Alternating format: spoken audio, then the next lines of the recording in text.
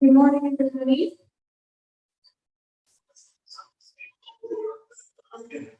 It's so good to see everyone here.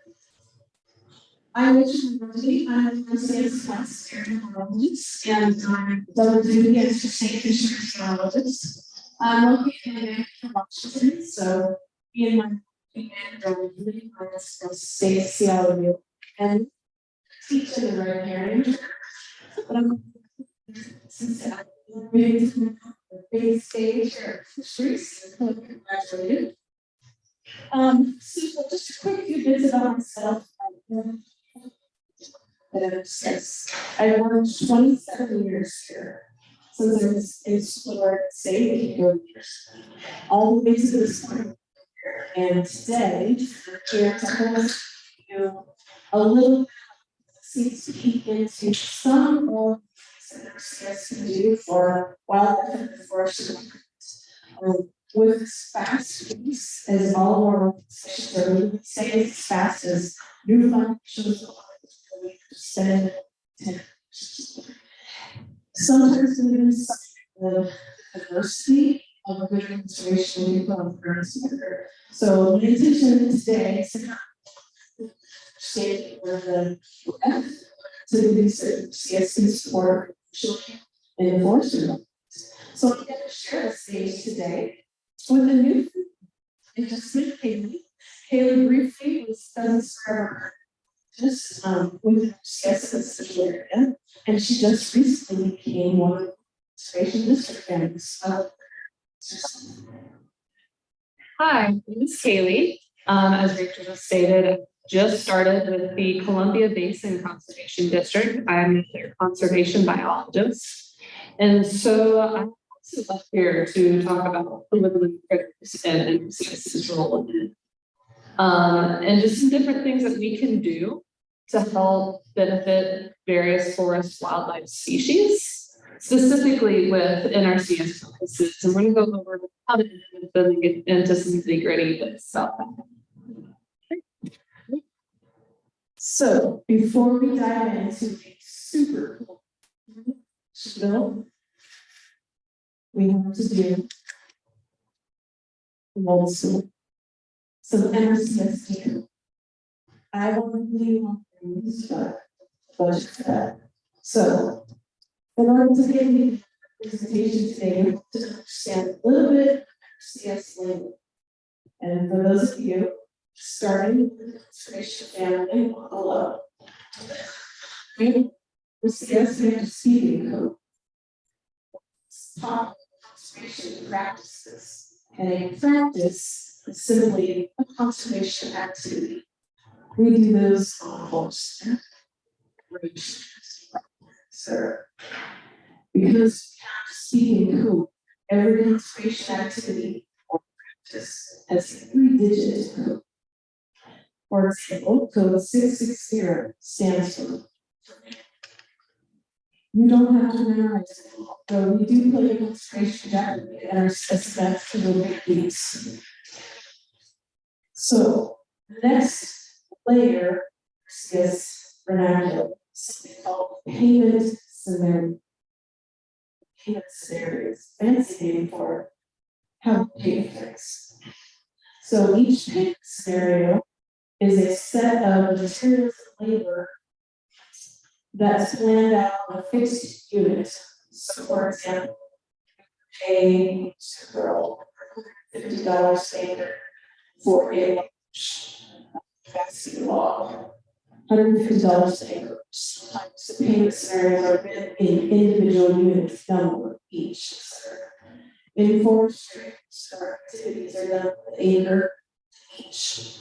So being passed around to copies of this is a short list of some NRCS practices and payment scenarios for how to sex. So I'm not going to get into the very nitty-gritty about pay for all the things that are discussed, but I want to have payments we want to these persons. That's NRCS. Turn it over to you for school thing. Okay, let's see if all the things I did in today. Okay. Oh, come on, now there's more slides. Did I do it wrong? Quite a different thing. The, Yeah. nope. Oh, technology. Use the mouse. Can I kick it? Oh, this thing has a power button. Oh, Ah, turn it on. Okay, well, while we're trying to figure out how to make the slide advance, I guess I You will just just verbally say the intro. So there is a summary slide of the topic we're gonna go over today. And we're gonna keep zooming in and out of that just to kind of keep the flow going. So there we go. I got you. Okay, so I wanted to divide it by species, and then we also wanted to divide it by forest type. So we ended up doing a little bit of both. So we're gonna start with cavities, and do we have to advance to the next slide? Did we figure this out? Sweet. So for the interest of time, I'm not going to go into a dissertation about every single one of these species, even if we want to. So fun fact of this category is that of the, I think we have about 28 species of cavity nesting birds in the forest in the state of Washington. Wood and nuthatches are the only ones that make their own cavities. All other cavity nesting species rely on those two species or cavities that are created either naturally or artificially, which is what we're about to go into. Yeah. Oh, yeah. So if you don't know me, I have stories. When you were in the let's stop. And I can tell you the best cabin story. So I was doing the environmental state event one year, fancy question on the difference between primary and secondary campus. And it was a fill in the blank answer. The best answer I've ever seen was, well, the difference between a primary and a secondary is that primary cavity nesters clearly are the women because they do all the work. Best answer ever, gave them full credit. All right, seriously. So back to the NRCS decommissioning. So, and the snags and snag developments and artificial nest boxes are paid for this 649 wildlife structures for paid snag is called snag creation. And what I like to tell folks when they're planning snags is number one, what's already? Make sure that we've done a good inventory. When you guys are out as foresters looking at forest stand condition, tree health, those good things that you do, make sure along the way that you're looking for snag density and not just any snags. Snags are not all created equal. We like a variety of snags in the landscape. All the way from snags that tend to rot quickly and a lot of insects to them quick, all the way to the larger those places. You have this private started to excavate this. I'm like, hey, this is really crap because without those larger snags, those multiple species will come in. Just birds. We have bats, small ants, etc. that really need cavities. So size does matter. As far as cavities that last and persist into the future, or large snag creation like the one you see in the picture there. Maybe 20 inches diameter is kind of the standard. Now, will somebody excavate a nest in a smaller? Just here in the sleeping lady, they have snacks. So fancy. There's lights and they're been taken in. I suspect. I saw nuthatches. Yeah. Okay, so safety first. Can't talk about snags without talking about safety. School and snags are, as the wildlife biologists say, safety is so critical because number one, to get hurt when you're out there doing good conservation. So we want to make sure that we look for places to create snags first. We stay away from trails, road systems, buildings. We don't use a snag. It's just a future piece of down. Eventually that's going to come. So we have to be strategic where we create snakes. How do we do that? Well, there's many ways to death for a tree. By far the most popular is the girder. So you basically come in here with a chainsaw, roll the tree in two places. I try to get at least a good 8 to 12 inch separation between the two tree. And then if you really need to go take out the big leaf maple. If you guys can figure out how to work big maple, I think they will survive all of this because those are hard to kill. High topping. Oh, one more heard about the honey insect. A very smart DNR was trained to be very early that you want to get that as high up as possible in the tree because that is the point that it's going to fall in the future. And so we tend to do things down here safe to use a chase. But what if we to the tree and we got ourselves a 4-foot lift? It's safety. We've got our fancy hands stuff, and then you make that cut higher in the tree because a tall stump is better than a very short stump in the future. So just something to keep in mind. High topping. Okay, should high top snakes. This is going to end there. You're a professional tree climber. It's incredibly dangerous. I've only paid snakes once. And last is chemical injection.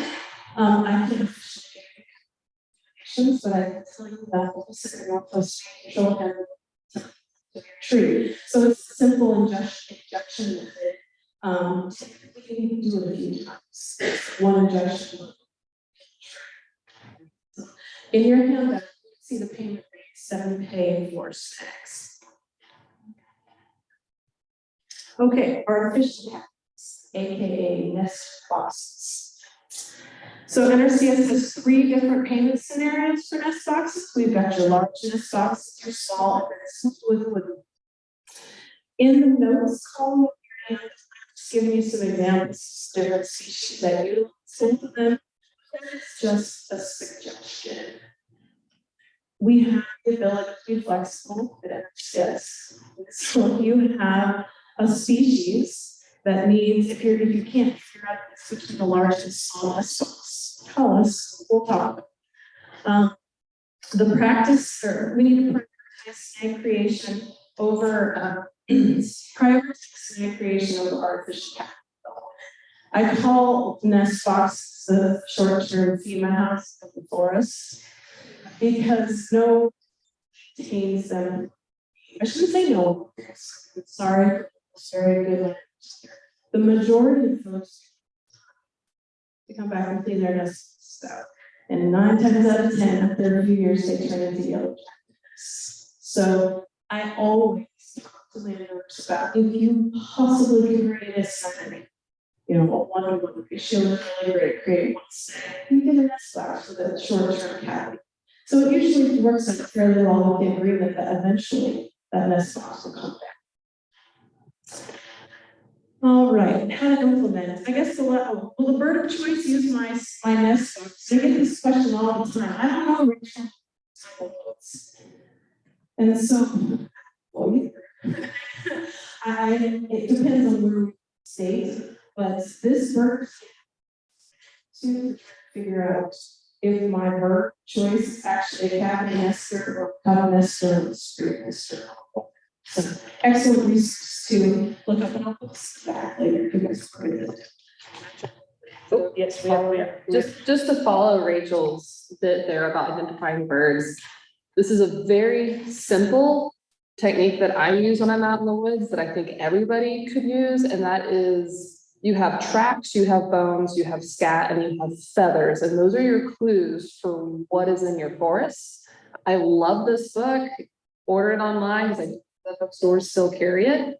But it's a very simple, you find a feather, you can look it up and at least narrow it down to, am I looking at a songbird, am I looking at an owl, a hawk? And you can narrow it down and find out what's in your woods. It's a very low tech, easy way to figure out what's out there. And then you know to go forward what you need to do for that species. What are these 2 books called? Oh, sure. This first one is called The Birder's Handbook field guide to the natural industry. And the authors, Ehrlich and covered it with my name. Ehrlich, Dawkin, and Wade, W-H-E-Y-D. And this one is a guide to North American species bird feathers by David Scott and Keith McFarland. And we'll have these on the front stage if you guys want to come up, snap a picture of them. Right. So before we move on from boxes, I have to say that I can't stop short of for support pollinators. A photo that we worked with ASB, utilizing it as a whole list. Bumblebee boxes, there's X, so for the society of this box, and for bumblebees, and that will be a small box. Okay. So the other thing I wanted to say, there's endless online for how to build stocks. It's not about the size of the thing you have to get right, is that entry level size is important. That's why Rachel's part. So it has to be, if it says an inch and an eighth, make sure it's an inch and an eighth, because if you don't get the right size, it's going to be filled with calculus.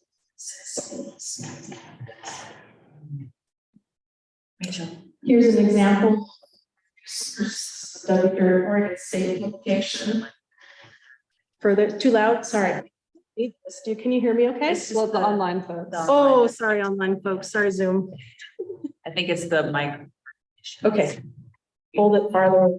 I think so. No, all right, so this is one of many resources. One of many resources for finding specifications for nest box sizes. All right, so jumping to the next topic, early successional forests. I had a lot of foresters requests that I spend time talking about elk, deer, moose. I will summarize that by saying these are called ungulates, both animals. That's my favorite word. And again, a low tech technique. You can age deer by their jawbones, the bottom jawbone. You can look at the wear and tear on the teeth.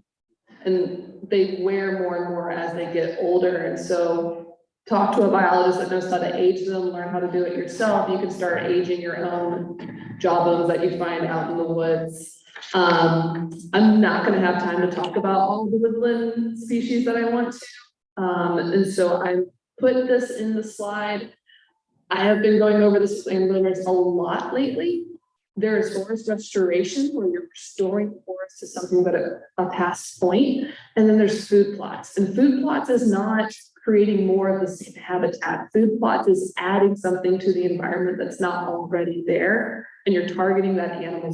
So you need to know what they're eating, what's available already, depending on your seasons, spring, summer, fall, winter. And then you're adding something additional into that to supplement their diets. And you about the practice codes. Right. So this one is the most short, this is the short list of early succession tasks that I could put together for you. But the first thing I want to talk about a little bit is the fact that early successional habitat doesn't necessarily be grass or basic vegetation. It really spans a wide range of working in the forest environment, from historic meadows where Mr. Washington, it's the east side, so we call them rock falls. We have to do this. But it's places for shallows to get some vegetation to survive. And then they also go into early succession habitat can also be mass producing shrub clumps. I mean, basically anywhere that we can simulate the natural fire cycle and natural succession processes.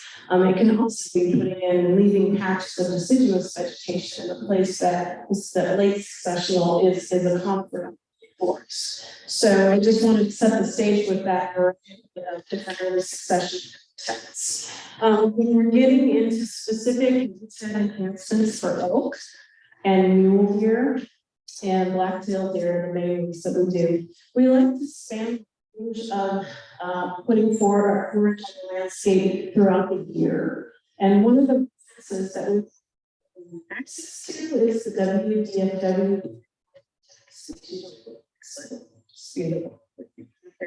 All right, next slide. So WDFW has a still space. So WDFW maps out priority winter forage areas for those big game species. And if we're landowners within those zones, that's really a place where we can double down and improve the quality of the forage. And NRCS has a variety of things that we do to improve the delicious flavors and nutritional value of these herbaceous species. The main one is called 647 early successional habitat development and management. That's a mouthful, but basically it's making the herbaceous vegetation greener and younger, which if you take those just into the forest landscapes to these open, that's slide. So that is something that can do even if the landscape is used some of our traditional agronomic practices up into the woods. I will make mention that when you bring in multiple species for wheelet crops, often they're non-native, and we have to be careful that we're not spreading non-native species into your woodlands, especially if there's patch cuts, clear cuts planned into the future, because those species will spread and they can make future competition for vegetation efforts and development. So the list of things that we have on the page. So the herbaceous species are under 327 conservation coverage. We have a fairly new practice to the state of Washington called 420 wildlife planting. And there's multiple scenarios in there. I think cool. So, all right. So this is where the real money is for native seeding, is under 420. We have a variety of seeding scenarios, and you can see on your page the range of payments that we can make. As we get into multiple $1,000 payments, those are based on custom seed mixes. So again, this is bringing to NRCS, we have some native seed. Got some options for seeding within the woods or else. And then of course we talked about tree and shrub establishment, really getting in and doing dense plantings of mass heavy shrubs, which are just flowering, fruiting, and sometimes species. We get those under our 612 tree and shrub establishment. With all of these practices, we're planting vegetation. I don't care what landscape we're in. Site preparation, you guys, is critical. That's where I see things fall apart. If we don't do a good job of site prep, you might as well just like open the seed. Don't do that. You might as well push the seed down the toilet because it doesn't make it. The non-natives that are out there, especially on the side of the mountains with your super funny animals that you have, to move. So site prep is critical. And we have two practices that we use for site preparation. In the forest, it's born and tree and shrub practices, or tree and shrub establishment. But when you get into a situation where we're not planting woody vegetation, it gets trickier.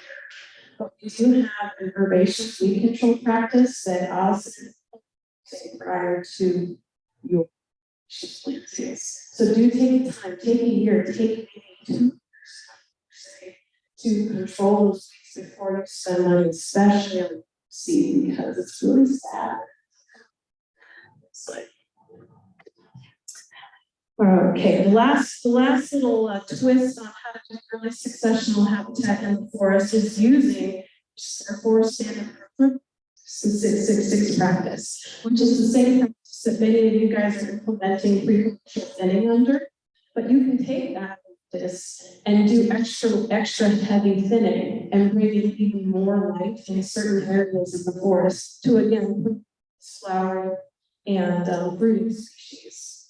You can do it in or you can do it kind of scattered throughout the forest. I like to focus these mass producing areas along the natural forest openings, so that edge is kind of nice because it's easy access for weed control.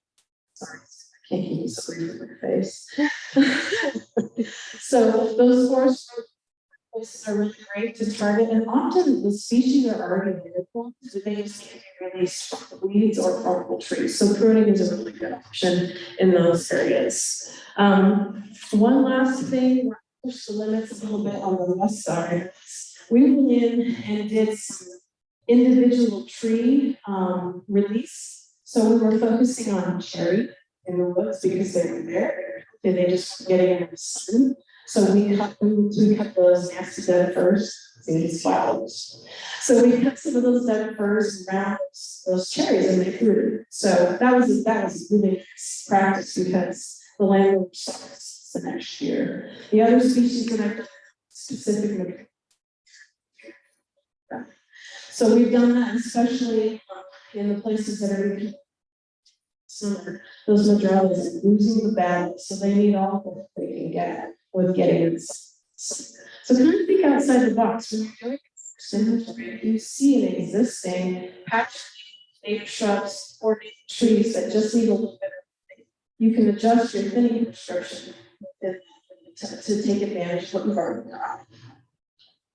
And kind of to piggyback off of that, you guys have a lot of planning projects. You know what's going to show results quickly and what's going to take a while to show results. It's okay to add that into your plan and start the first stages as something that your landowners can see results early. And we do that because you want to encourage them to continue to do that. And folks like it when they see results. So keep that in mind. Oak forest. So now we're going a little in here. Because forest ties into our first topic about this, right? And there's a lot of cavities created with oaks. A lot of different species that rely on them. I threw in the woodpecker, the black-backed woodpecker relies on recent burns. You'll see them shortly after a wildfire. They'll show. Our next point is thanks to cows. I learned a whole lot about squirrels thanks to ranchers raising cattle in oak forests because there's a lot of grass understory underneath those oaks. A ton about oak ecology. And so some of y'all in the especially Goldendale area, you guys might find that you're the oak forest, how to manage the both. And so we came across Western gray squirrels. Didn't know what the species was. It is a tree squirrel native to Washington. Does anyone know how to identify a Western gray squirrel?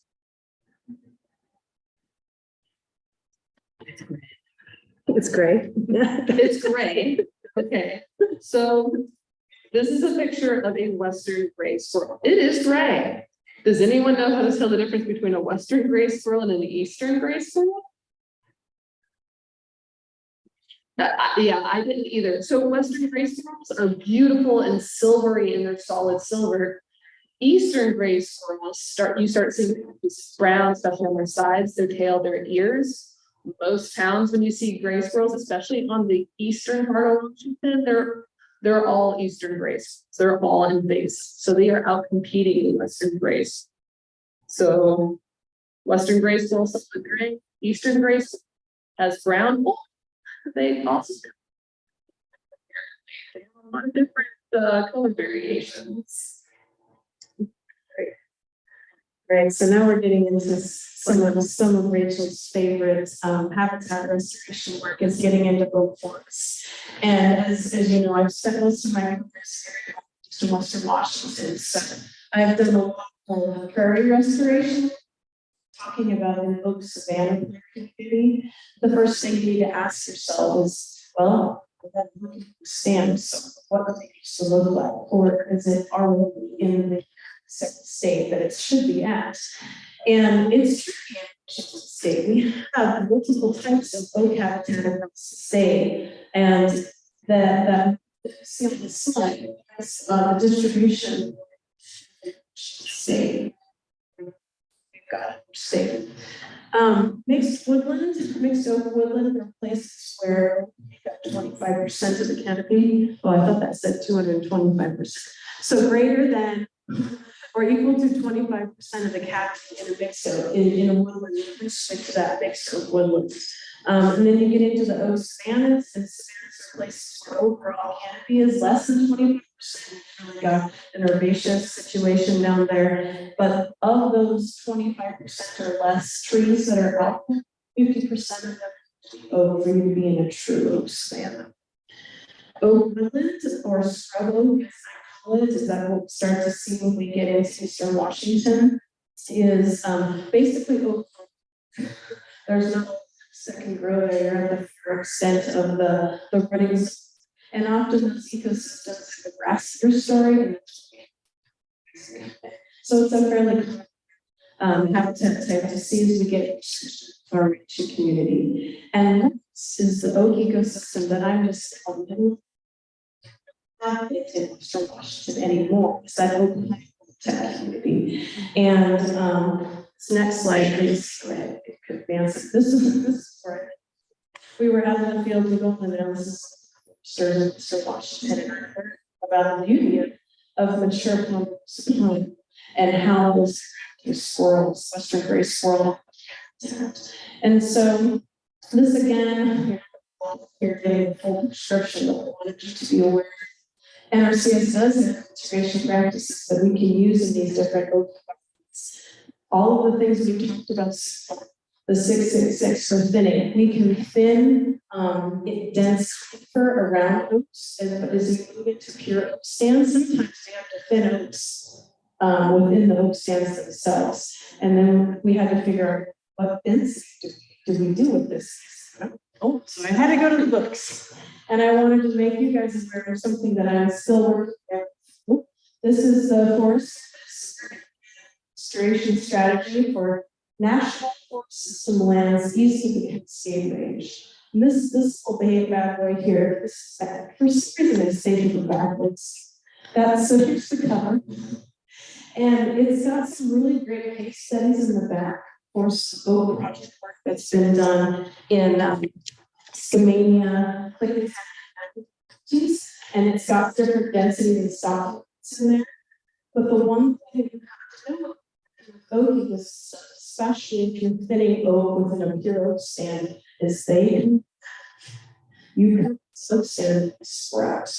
So the one that the way with oak ecosystems, before you go out there and do a lot of thinning, you have to have a plan for the weakness because they will sprout. When you're looking at oaks, probably 7 times out of 10, you're going to find oaks in these kind of general rings. Very nice,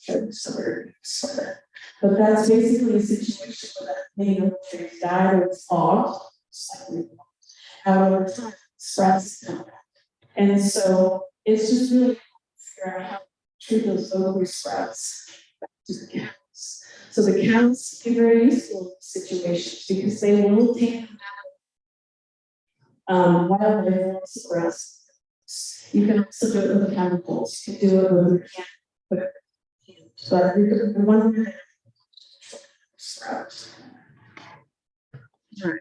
In your handout on the first page, we've got some different options. Whenever we are cutting down vegetation in the forest, we tend to make a lot of biomass. And I'm a victim of yes, I think we can just thin this whole 5 acre stand. And I'm going to start the first half acre of thinning of vegetation that grows. And so we have woody biomass treatment options. Some of it is some of it is shipping. But the main thing when you're in an oak ecosystem, it's a little bit different than working in a predominant ecosystem in that we can't just scatter to the ground. We need to get that balance there. And I guess I'll echo what I've heard other foresters say, and that's when they're making a plan, whoever's implementing it, they have that conversation of saying, this is my vision for it, this is what I want to see happen. And that helps whoever's doing the actual work, whether it's the landowner or to implement it correctly. We're getting near the 10-minute mark, and so I want to have time for questions. You guys are going to have to get vocal here. Folks online, you guys too. Are we advancing to piles or are we advancing to BDAs? What do you guys do here? Piles are BDAs? Look through here really quick. We'll come back. Try to come back. Okay, so, what benefits from BDAs?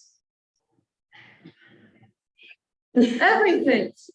Guys, we're supposed to like come out of into different species, so I would say things together.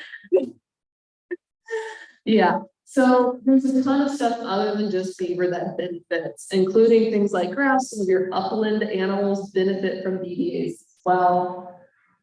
Not to mention like the actual ecology, like there's just, we're the conservation district, we know a lot of benefits of BDAs and what it does for our forests. Okay, this is dangerous. So this is about BDA. The main is that NRCS has a payment scenario. So 643 restoration and management to pay for these structures. And those of you who've been around this know that NRCS is very risk adverse. We do not like to put things in a stream that might not be there the next season. NRCS is itchy and we start doing that. And so the biologists have to work these temporary structures, the beaver dam, EDA, or post-assisted launch structure. These structures are designed to be whole in streams, and there's series. And so we put 643 because it's got a lifespan. So if it disappears the first year, it doesn't matter. We've also developed, I didn't stand up, we're going to get a series of things emailed to you site for you. We've got a risk assessment matrix. And this risk assessment matrix is taken from sort of BDA and house. Okay, this is the low-tech space restoration of riverscapes design. This is exciting. It really is critical. So in there, they explain the importance of good mapping your value systems and knowing the riverscape so that we don't put these mobile structures stream and where this they're going to wrap up against infrastructure. Because as a conservation community, if we start growing bridges with our low tech space that we're shy. So please be very careful and methodical when you're out doing inventory. And this checklist, I know it's sad, but I just wanted to show you, it's in colors. Green for gold, yellow for caution, and red is you better go there.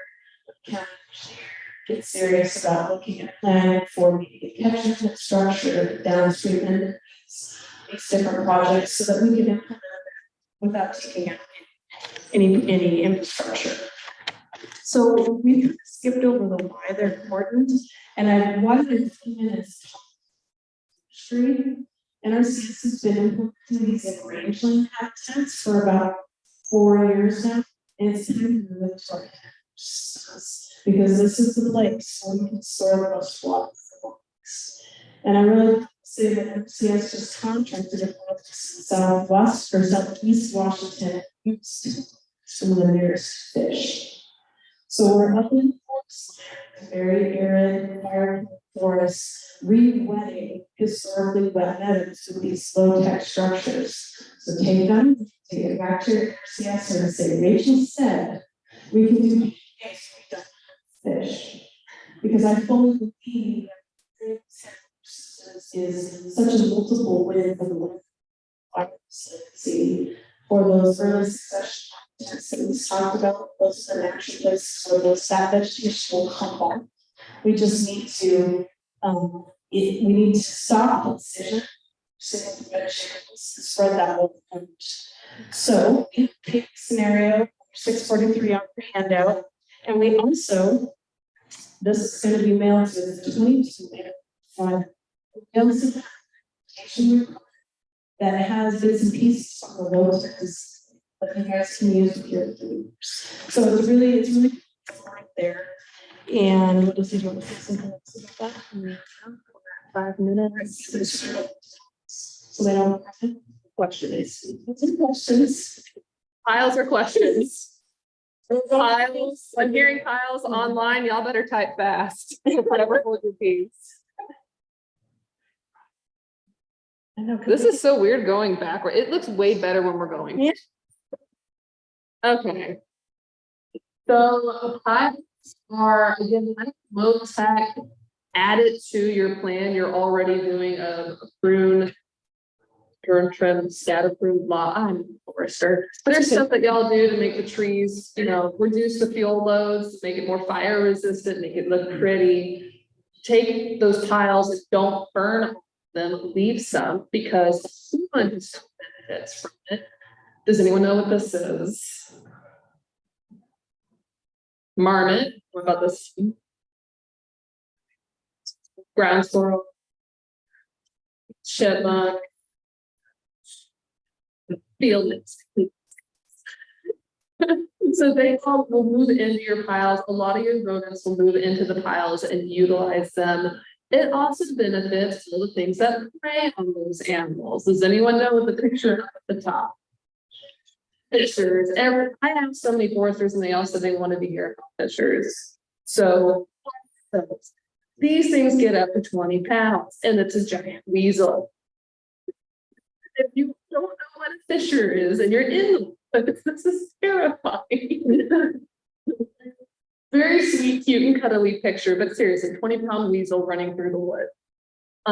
We talked about cavities. So fishers, the females will have multiple nest cavities where they raise their young. And if they feel threatened, a fire comes through, there's too much human activity, there's a predator, they will move their pups into another nest cavity. So cavities aren't just good for birds, they're also good for fisher. Right, so I see it. And it's under the same practice, for wildlife and we talk about with snack prediction and our main so we left it there so that you can build your models of materials. We typically pay per acre, but if you can make a case why your first aids are this all over 200 piece for them, not a lot, but materials also. So the thing that we do is stimulate in young forests to the best we can do. Those space are stimulated to the slide. So to build a breaststroke, it's pretty simple. You put your biggest stuff on the bottom, try to create yourself an inner bend, and follow it with progressively smaller material as you build up.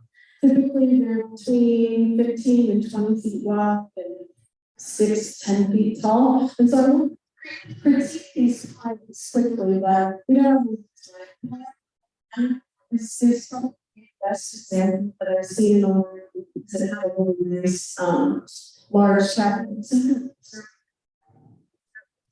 Good luck.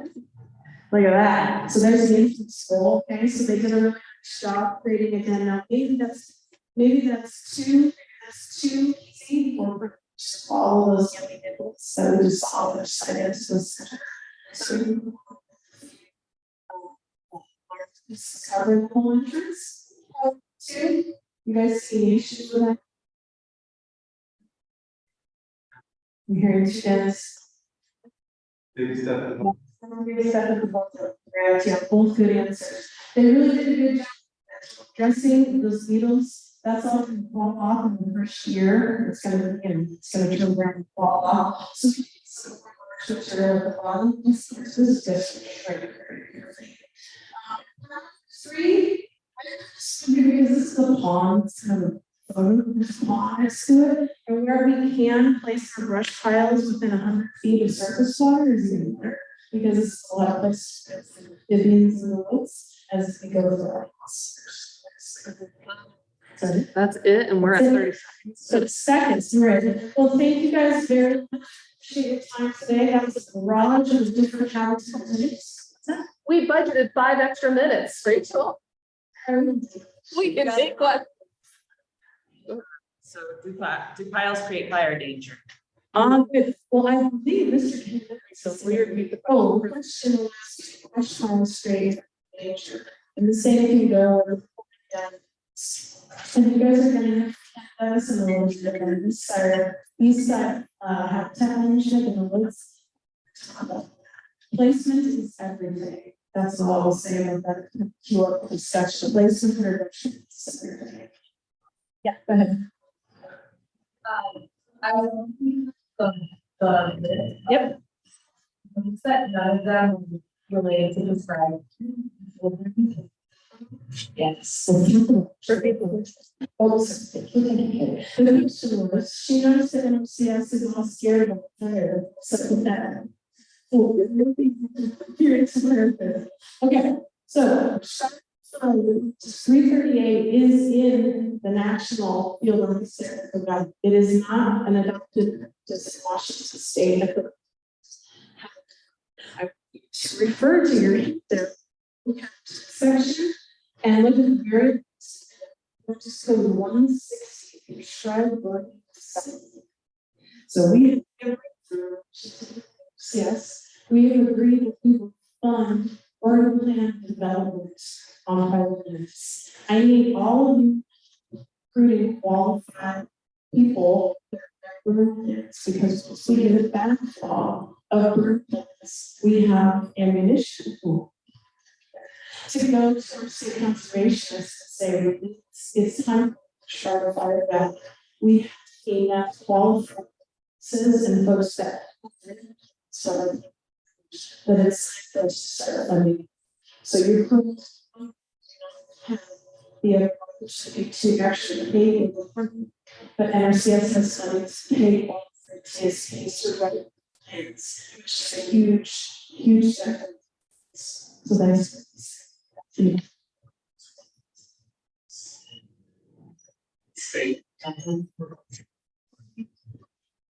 really great. So on our UC's website, we have this location for you guys and the materials to look see. There's a description of exactly what else needs to be in the plans that we pay for. I would love to see what it's about the whole person, something like that, the plan is the criteria, but it's very so make sure you guys see that direct from the sales that time longer. So. All right, you guys, thank you so much for hanging in with us on this journey, and I wish you the best of the weekend.